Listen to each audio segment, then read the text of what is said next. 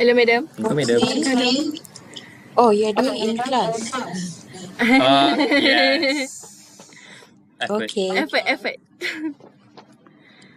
All right. Make sure both in. Move Maybe in. yeah, because just now they Oh, both. it's already half, both of you. All right. Okay. Have you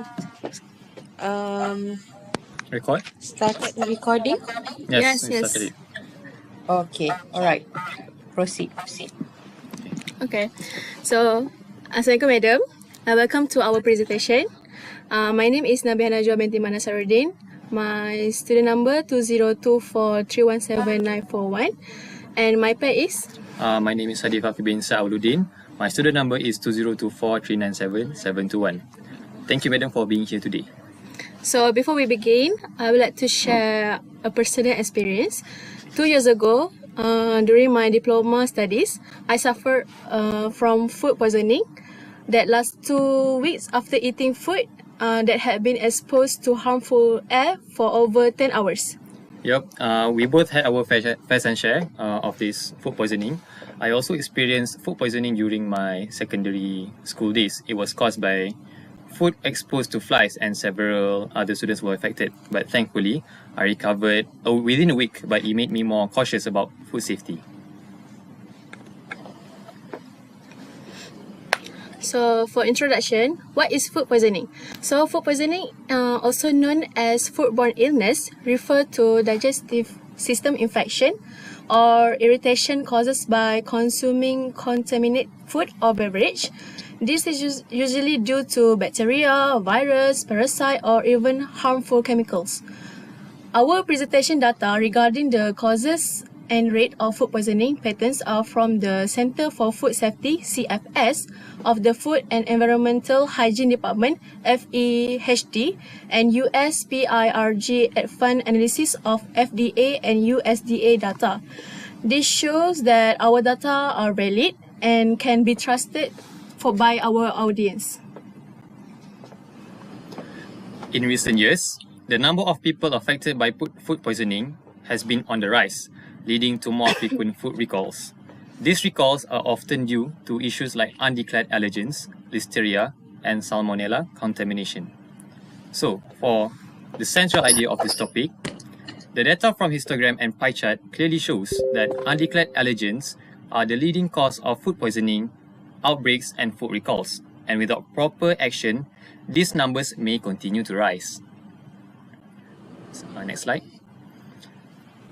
Let's start with chart 1, which shows a histogram combined with a line graph representing the number of food poisoning outbreaks and persons affected from 2014 to 2023. The green bar represents the number of outbreaks, while the purple shows the number of persons affected. In 2015, the number of outbreaks peaked around 250 cases, making it the highest year on record. Interestingly, in 2021, despite having fewer outbreaks, around 400 people were affected, which was the lowest number of outbreaks in the period. This suggests that even a smaller number of outbreaks can still affect many people. In 2023, we see both outbreaks and the number of people affected rising again, which emphasize the need for continuous improvement in food safety practice. Now, let's move on to chart 2, a pie chart from the FDA and USDA showing the reason for food recalls in 2023. The largest contributor to food recalls is undeclared allergens, which account for 49.2% of all recalls. This is a significant issue because consuming allergens without proper labeling can lead to several reactions. Next, listeria accounts for 15% of food recalls, followed by salmonella at 8.6%. Other notable causes include foreign matter at 6.1% and import issues at 4.8%. At the lower end, choking hazards, hepatitis A, and chronobacter each contributes only 1.3%.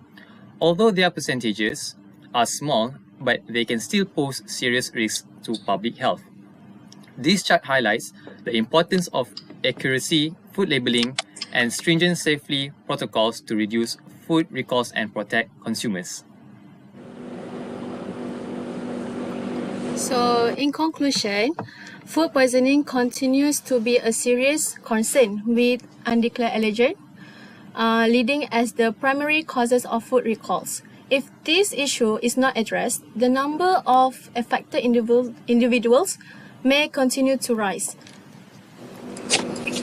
Consumers should be more aware of where they purchase their food, ensuring the stalls are clean and food is handled properly.